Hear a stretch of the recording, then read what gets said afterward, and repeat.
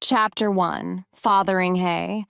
My name is Bess Curley, but this is not my story. It is the story of my Lady Mary, Queen of Scots. She wrote the story, and then she gave it to me. I am going to give it to her son. She began the story a week ago. It was January 1587, and we sat here in our cold room in Fathering Hay Castle in the north of England. We couldn't see much from the window. One or two houses, a river, some trees, some horses, and a road. That's all. The road goes to London, the home of Queen Elizabeth of England. Mary sat with her little dog in her hands and watched it all day long. No one came along the road. Nothing happened. I watched Mary unhappily. "Please, Your Majesty, come away from that window," I said. "It doesn't help. No one is going to come. Queen Elizabeth can't do it. Queens don't kill queens." "Don't they, Bess?" Mary said.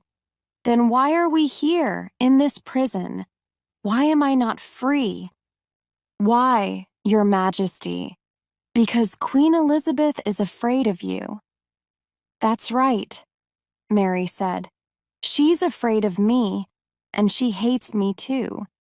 She hates me because I am beautiful, and she is not. Because I had 3 husbands, and she never married.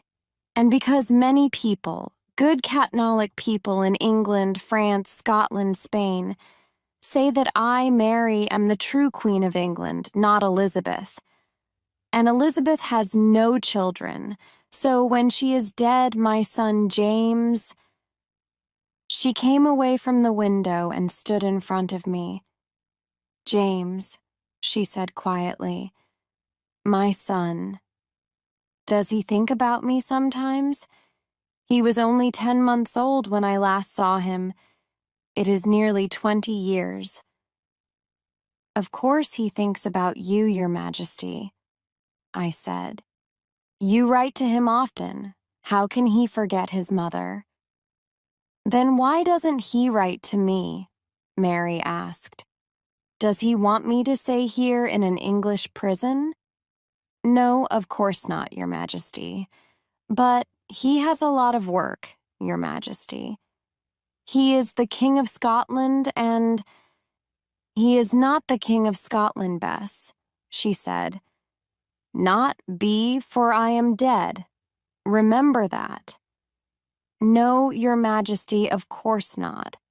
But perhaps people tell him things that are untrue. You know what people say. Perhaps he thinks you killed his father." Mary's face went white. She was very angry, and for a minute I was afraid. She said, "You know that's a lie, Bess. It is a lie. I did not kill James's father. I knew nothing about it." "I know that, Your Majesty. But perhaps James doesn't know it. He hears so many lies all the time. He needs to know the true story. Why don't you write and tell him?" Mary sat down slowly. She looked old and tired. "All right, Bess," she said. "Give me a pen, please. I'm going to write to James and tell him the true story. You can give it to him when I'm dead." "Dead, Your Majesty? Don't say that. You aren't going to die?"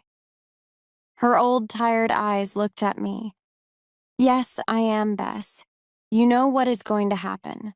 One day soon, a man is going to bring a letter from Queen Elizabeth, and then her men are going to kill me. But before I die, I would like to write to my son, James. I want to tell him the story of my life, so give me a pen, please." I gave her a pen. This is what she wrote. Chapter 2, France, Dear James. Very soon I am going to die and meet my God. Before I die, I want to write the true story of my life for you. Everything that I write here is true. I cannot lie to you or to God. Please believe that, James. It's important to me. My father died when I was 1 week old, so I was the Queen of Scots when I was a baby. At first, I lived with my mother in Scotland, and then, when I was 5, I went to France. My mother was French, but she stayed in Scotland and died there. I went to France to marry the King of France's son. His name was Francis, and he was 1 year younger than me. In 1559, his father died, so Francis was king. Then I was Queen of France and Queen of Scotland, too. I was very happy in France. Francis, my husband, was like a little brother to me. I think he loved me, but he was very young, and he was often ill. And then, in 1560, he died. He was 16 years old. When he died, I was very unhappy, and my life was very different. There was a new king and queen, and I wasn't important in France anymore. But I was still Queen of Scots, so I came back to Scotland. When I arrived in Scotland, I was a young girl of 18. My mother was dead, and there was no one there to meet me. I walked off the ship, and I slept in a little house near the sea. Next day, the Scots lords came from Edinburgh. They were pleased to see me, and for a week everyone was happy. People smiled at me and sang in the streets. I think everyone liked me. Then, that Sunday, I went to church. James, my son, you are a Protestant and I am a Catholic. You are a good man and you love God, but your church and my church are enemies. I was born a Catholic, and I am going to die a Catholic. I love God, too. I hope you understand that. I'm not going to change now. That Sunday, people shouted angrily in the streets. Your Majesty, said the Scots lords. Scotland is a Protestant country. You can't go to a Catholic church here. The Scottish people don't like Catholics. I'm sorry, my lords, I said, but I am your queen. No one tells me what to do. I don't hate Protestants, and I'm not going to kill them. The people can go to their Protestant churches and pray to God there. But I'm going to pray with Catholics in my church. People were angry because of that. A man called John Knox came to see me. He was a famous Protestant churchman, but I didn't like him. He was a big, angry man with black clothes. He hated the Catholic Church and wanted all Catholics to leave Scotland. To him, the Protestant Church was the only true church of God. He said, Your Majesty, you're a young woman, like my daughter. Women can't understand difficult 10 things like God or the church. Find a good Protestant husband, girl. Let him rule this country for you. I was very angry with this man, Knox. I was a queen, but I was only 18. He didn't talk quietly. He shouted at me. I cried because of his angry words. I could not understand him. He talked so much, and he knew so many books, but I did not go to his church. He was right about one thing. Perhaps I could rule Scotland without a man, but I could not have a child without one. And every queen needs a son or daughter to come after her.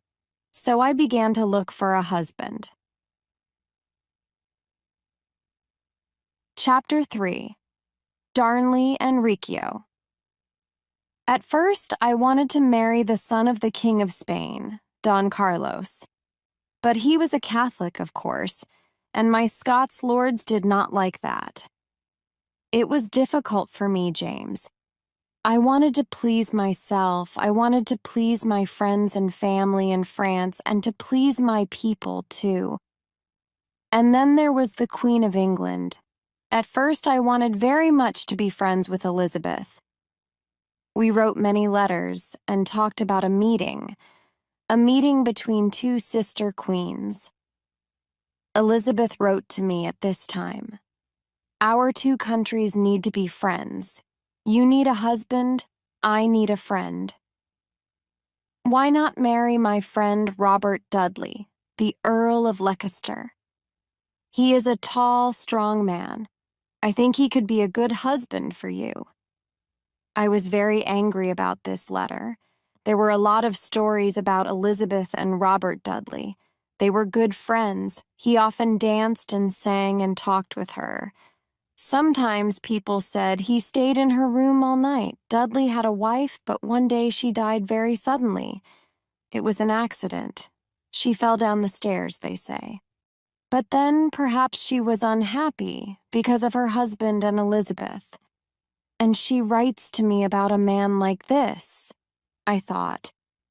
She wants him to marry me because he is her friend, her lover perhaps. She wants her lover to be King of Scotland. I found a better man than Dudley, James. I found Henry Darnley, your father. He was 19 years old and I was 23. He was a tall man with a beautiful face and big green eyes. He talked and sang well, and I liked dancing with him. He often wore expensive black clothes, and he laughed a lot when he was with me. He was very young and friendly, and I felt happy when I was with him. I liked him very much, and I thought he loved me too. He was an important man too. We were cousins.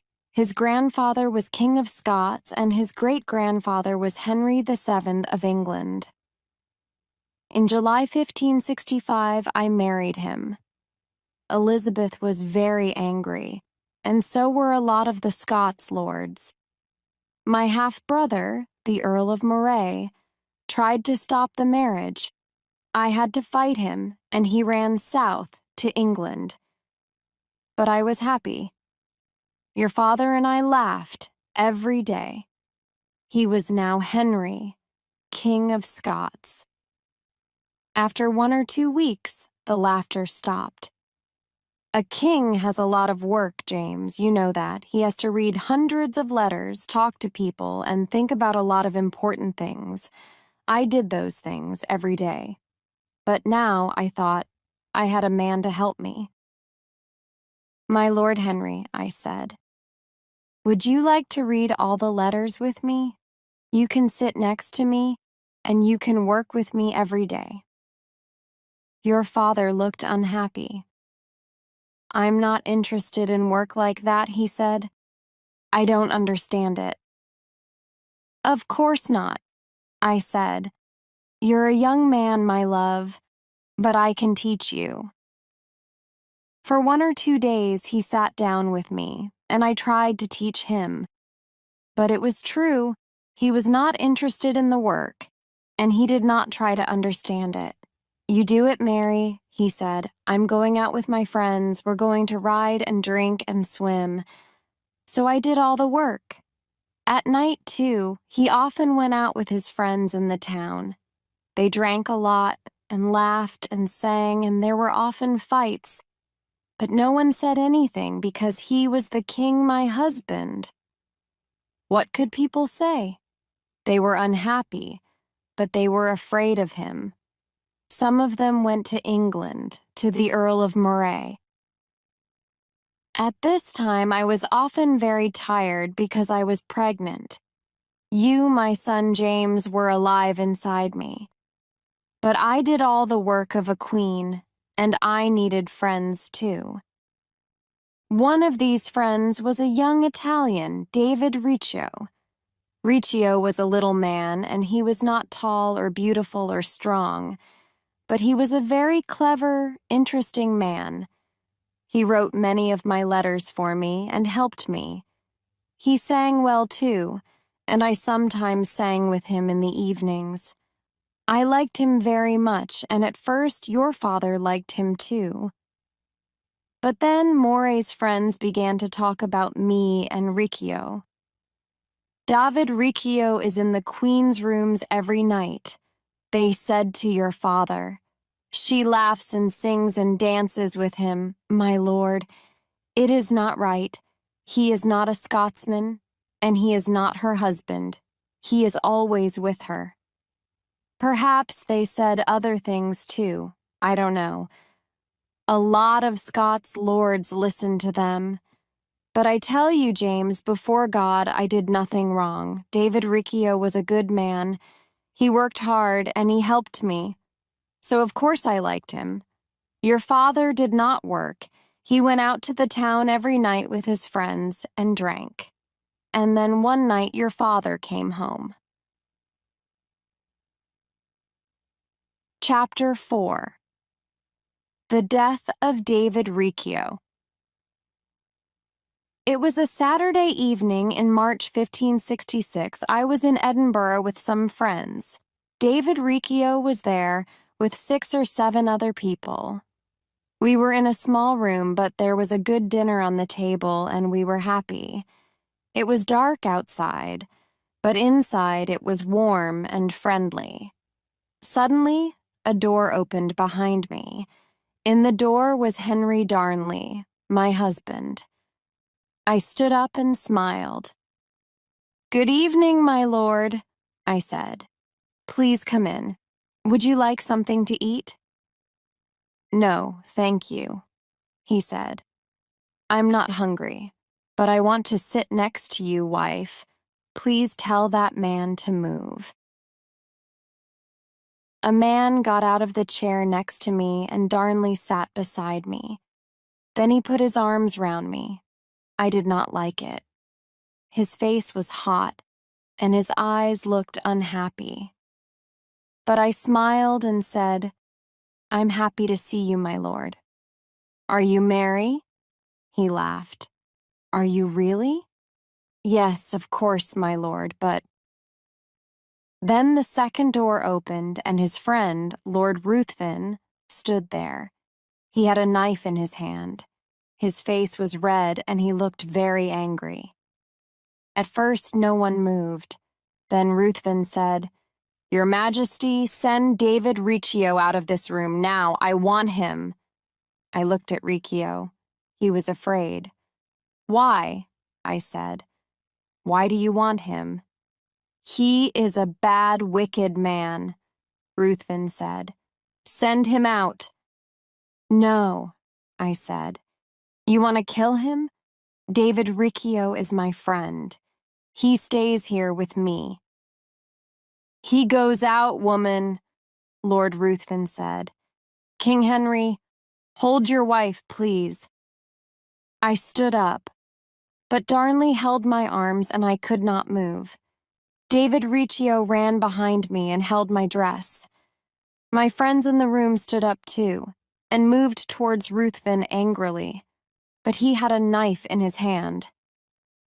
"Get back," he said angrily. "Don't touch me." Then 5 men with knives ran into the little room, and there was a fight. One man held a knife in my face, and another man hit David Riccio behind me. Then they pulled him out of the room. "Help me," he screamed. "Help me, my queen. Please, they're going to kill me. Don't— Arg!" I couldn't help him, because Darnley had me in his arms. But I could hear David Riccio's screams. I think he fell down the stairs and he screamed for 2 or 3 minutes. Then it was quiet. "What are you doing?" I asked Darnley angrily. "Riccio is a good man. Why are you doing this?" Darnley laughed.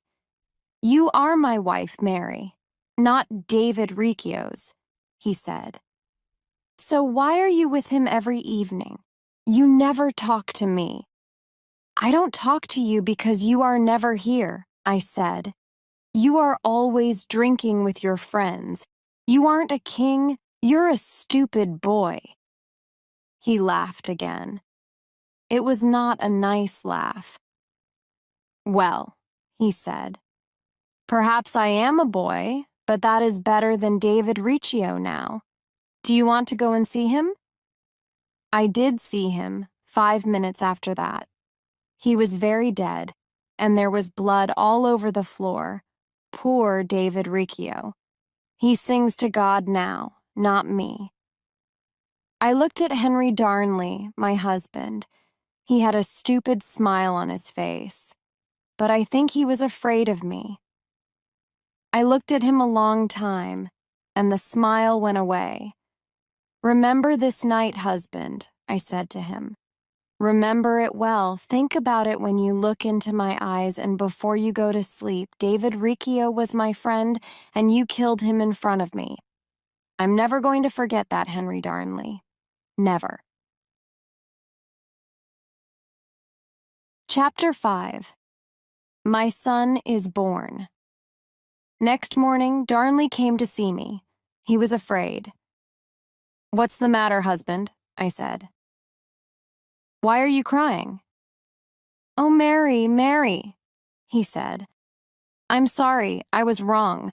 I helped those men to kill Riccio, and now the Earl of Moray is back here with them. He hates me. I am afraid they're going to kill me, and you too. Think of our child, Mary, here inside you." He took me in his arms again. I was very angry. "I am sorry, James, that this man was your father. He was a stupid boy, not a man. He was tall and strong and beautiful, but he could never think like a man or a king." I said, "You know these men, Henry. What do they want?" They want our child, Mary. They don't want us. They're going to put you in prison. They don't want you to be queen. They want your child to be king or queen. I don't know what they want to do with me." "Perhaps they want you to be king too without me," I said quietly. "Then you can do what they say like a little boy." "Perhaps, Mary. They said that yesterday. But now that Moray's here, I don't know. I'm afraid. Please help me." He began to cry again. "What can we do?" "We can run away," I said. "We can leave Edinburgh quickly and quietly before Ruthven and his men stop us. Be quiet for a minute. I want to think." I walked up and down for 2 or 3 minutes. Then I said, "Henry, go back to these men. Tell them." "No, Mary, please, I can't. I'm afraid of them." "Listen to me, Henry, and try to be a man. Go and tell them I'm ill because of the child. Say I'm not angry with them. Tell them anything. Lie to them. Then tonight, bring some men and horses here behind the castle." He went and did it. All day I waited in my rooms and listened. Then, at 1 o'clock in the morning, Darnley and I went quietly down the stairs behind the castle. Some of my friends were there with horses for Ouse. Quickly, we rode away into the night. That was a very bad night. It was dark and cold. I was ill, and Darnley was afraid. "Come on," he said. "Ride faster, woman. You're too slow." But I was pregnant, and it was cold and dark. We rode for 5 hours in the rain. "I can't, Henry," I said. "I'm ill. Think of the baby. I don't want it to die." "Why not?" he said. "We can always make another one." "I'm sorry, but it is true. Your father said things like that, James." Then he rode away in front of me, into the dark. I rode slowly behind with my good woman, Bess Curl. In the morning we arrived at Dunbar Castle. Darnley slept, and I wrote letters to my friends. Next day, Lord Bothwell came to help me. I liked him. He was a good, strong man. Soon I had an army of 8,000 men. Bothwell and I rode back to Edinburgh with the army. Lord Ruthven died, and some of his friends ran away, but the Earl of Moray stayed. All that summer I ruled the country and waited for the baby. My husband stayed outside my rooms. I did not want to see him. No one did. Perhaps he drank with his friends, I don't know. And then, on 19th June, in a small room in Edinburgh Castle, my baby was born. It took a long time, but at last you were in my arms, James, my son. I asked your father to come in. My Lord Henry, I said, this is our baby. Look at him, my lord. Take him in your arms. He is your son. Isn't he beautiful? But your father did not love me, James. Very often, after you were born, he slept with other women. I know that because he talked to everyone about it. I think he wanted people to know. And I am sorry, but I do not think he loved you, James. When I took you to church and gave you your name, he did not come. He wasn't interested. Never. But because of him, David Riccio was dead. I could never forget that. Chapter 6, Kirkhofield. I had a new man to help me now. The Earl of Bothwell, a strong, clever man. He was older than me. He was not a boy like Darnley. He worked hard and he could think. He was a good fighter and he was not afraid of other men. Perhaps you are like him, James, my son? In January, your father, Darnley, was ill in Glasgow. I went to see him and took him back to Edinburgh. He was unhappy and afraid of people. He saw enemies behind every door. Poor stupid boy. He said he loved me again. I was angry, but I felt sorry for him too. He was very ill. It's not far now, Henry, I said. You can sleep in the castle. No, not there, please, Mary, he said. I don't want to go into the castle. I'm afraid of it. But where do you want to go? I asked. Find me a little house outside the town and stay with me there, he said. We can be happy there.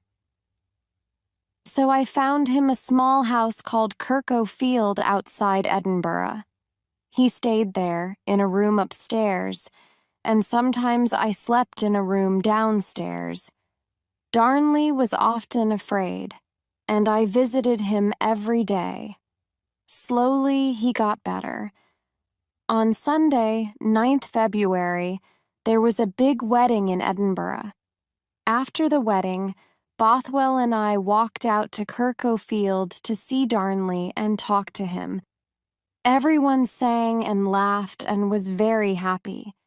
At 10 o'clock I was tired. Good night, my lords, I said.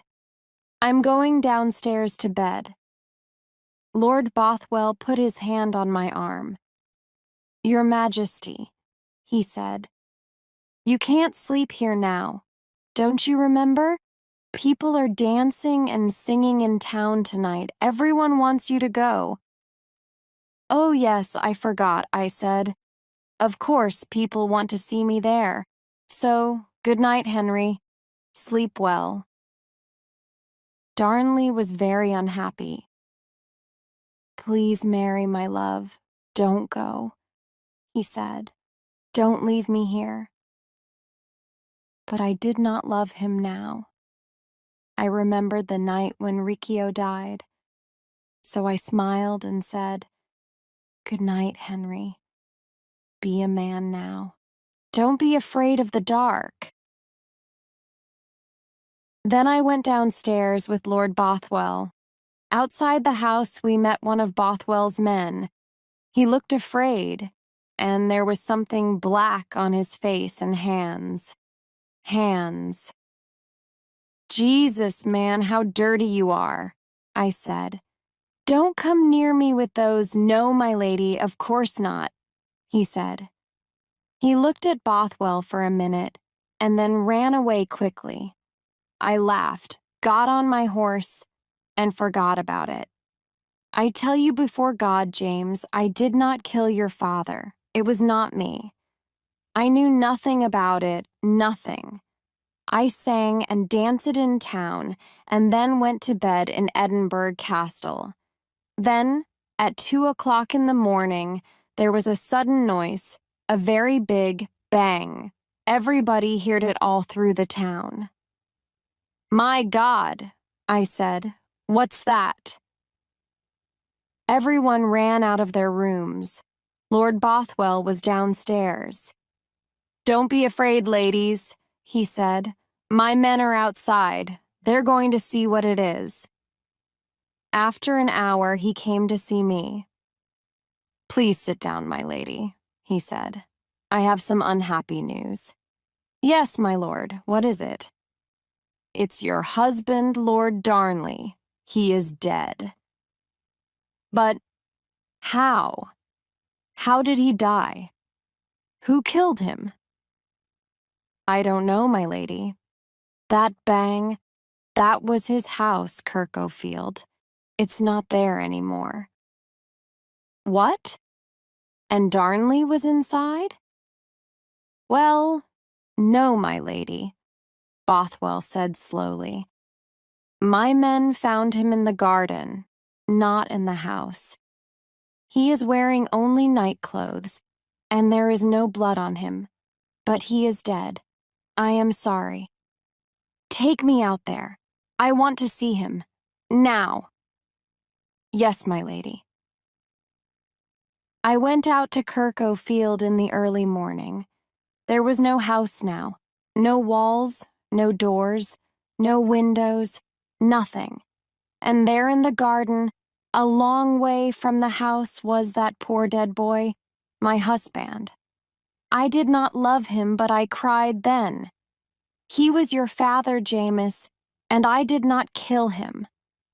I don't know who killed him, but he had many enemies in Scotland. I was very afraid. I too had enemies, and I often slept there. Perhaps someone wanted to kill me too.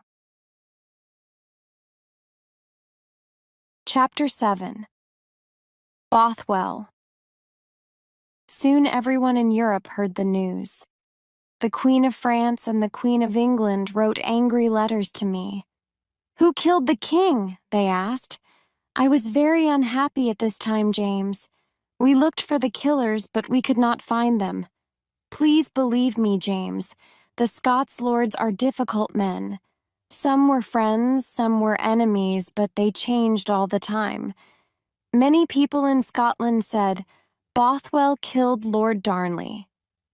I heard them, outside the castle and in the town. But I never believed it. People in Edinburgh sold horrible stories and pictures of Bothwell the same day that Darnley died. It was too soon. Perhaps Darnley's killers wrote these stories about Bothwell before they killed Darnley. I don't think Lord Bothwell killed your father, James. He was a good friend to me in difficult times. He was a good, strong, clever man, and he worked hard. I liked that. A lot of women liked him, I think. 3 times that spring, he asked me to marry him. He had a wife, and I could not marry again so soon. I asked him to wait. Then, on 24th April, I rode out of Edinburgh to the north. I had 5 or 6 friends with me. 6 miles outside the town, Lord Bothwell met us, with an army. Why are you here, my lord? I said. He smiled. Because I want to meet you, Mary, he said. I want you to come with me to my castle. He rode next to me, and his men rode between me and my friends. I was afraid and a little excited, too. But, my lord, you can't do this, I said. I don't want to come with you now. But I want you, Mary, he said. Your friends can't stop me. I love you, and I want to marry you. What's wrong with that? I said nothing. What could I say? I liked him, and he had an army. I had only 6 friends.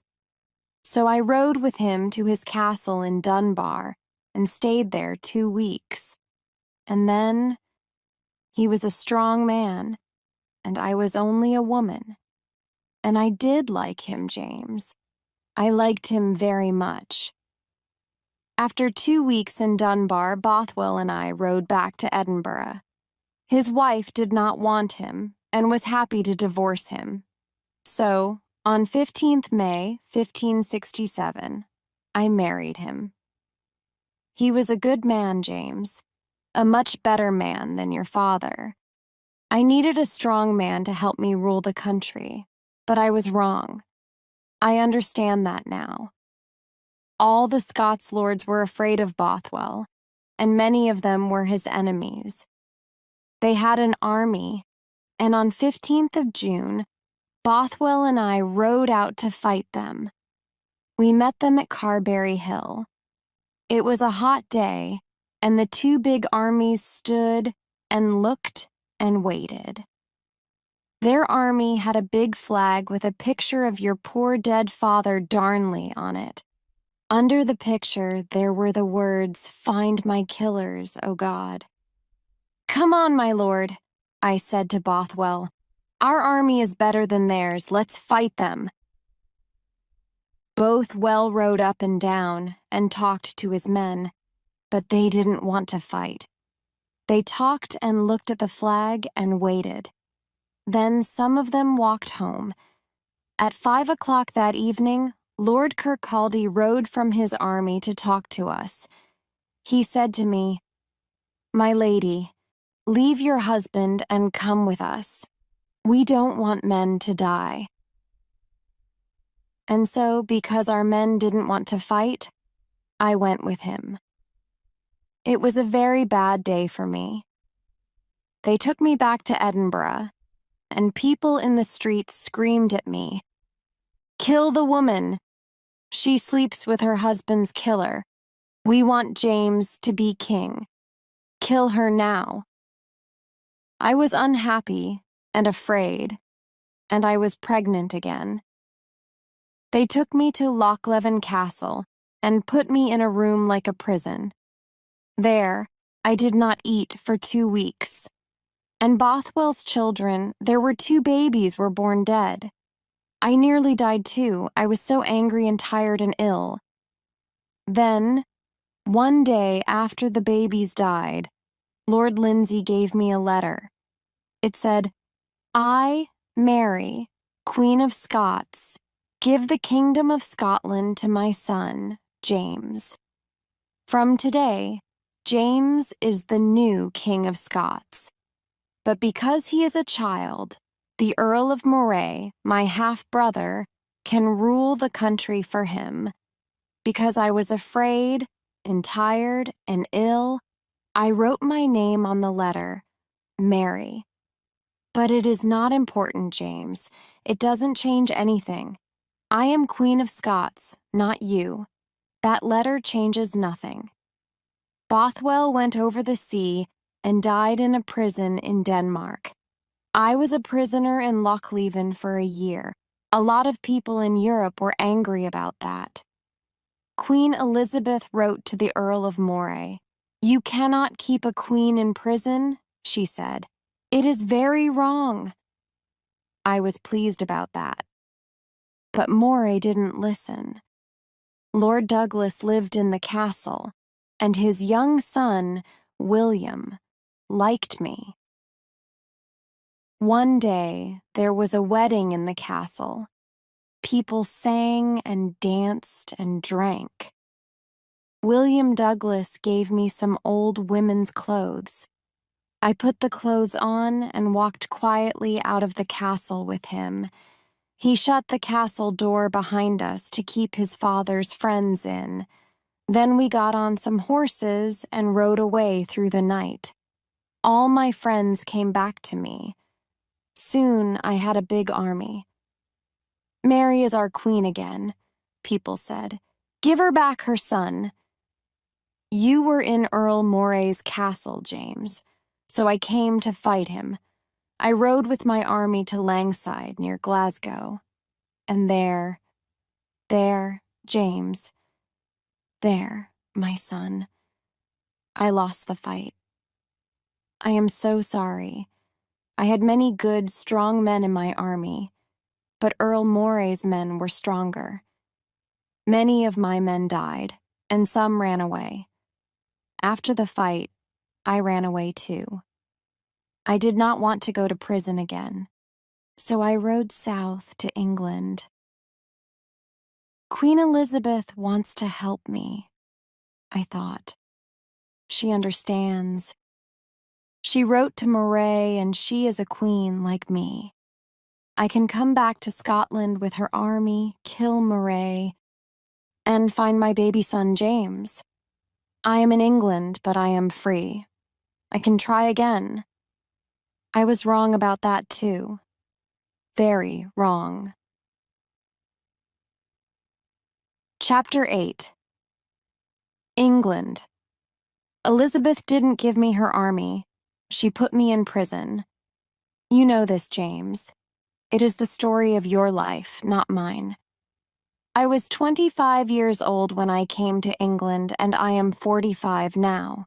20 years in English prisons. Moray told lies about me. Mary and Bothwell killed Darnley, he said. Mary slept with Riccio and Bothwell and killed her husband. But it's not true. They're all lies, James, wicked lies. They only said these things because I am a woman and a Catholic. And they don't want a Catholic queen in Scotland. They want a Protestant king. A king like you, James. Why, James, my son, don't you help me? Why are you friendly with Elizabeth, my enemy? You don't want me back in Scotland, do you? You believe these lies, don't you? You talk to Moray and his friends every day. But they lied about me, James.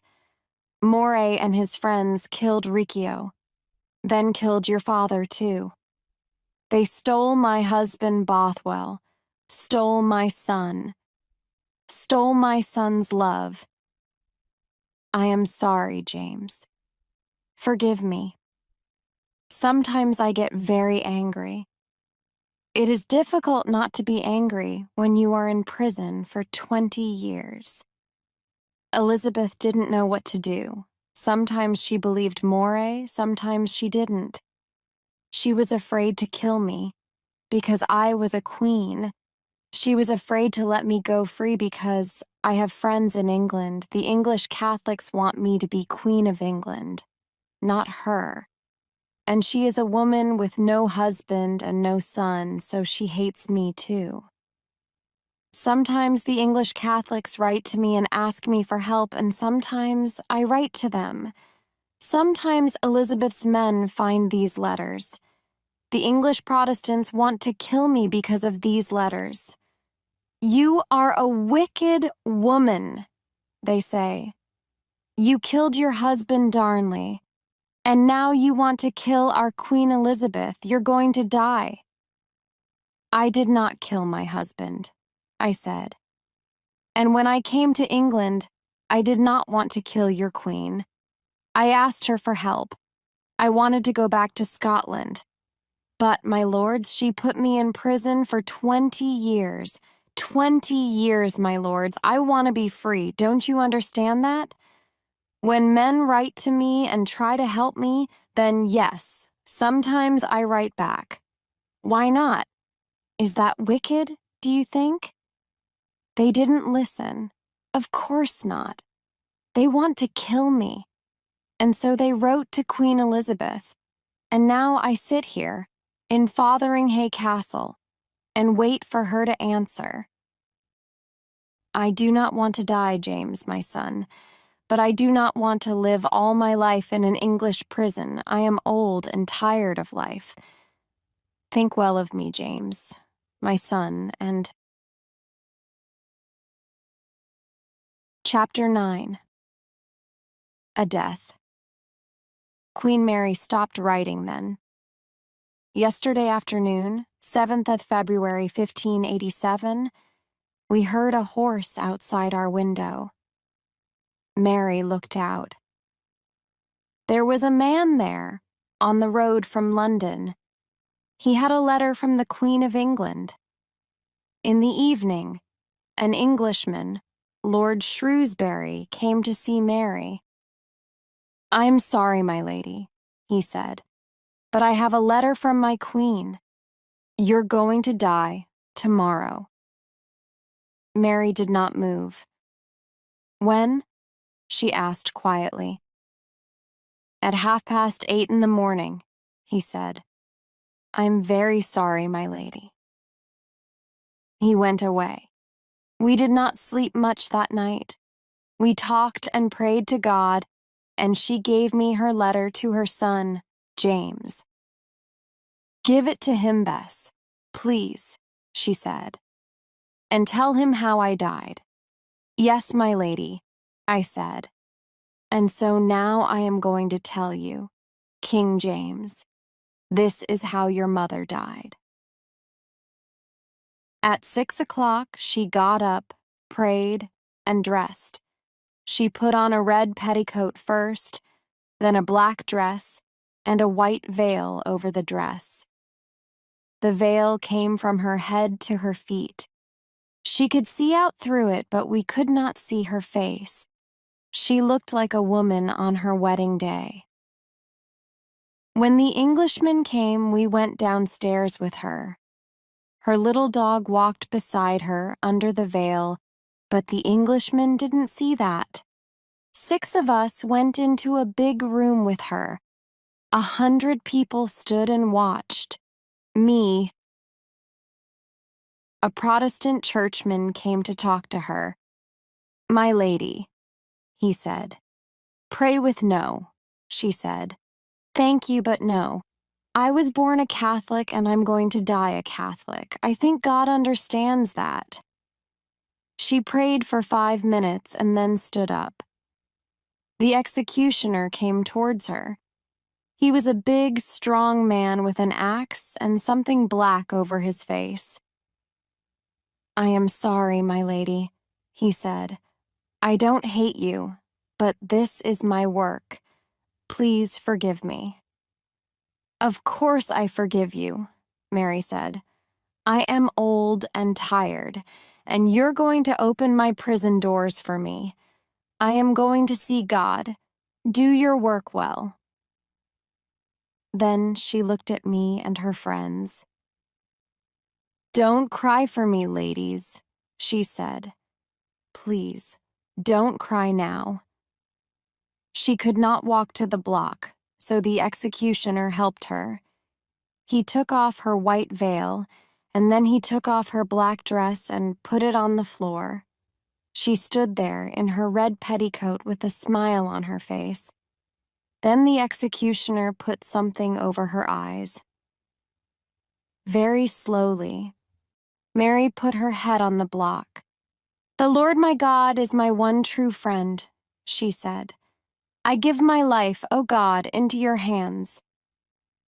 Then the executioner lifted his axe.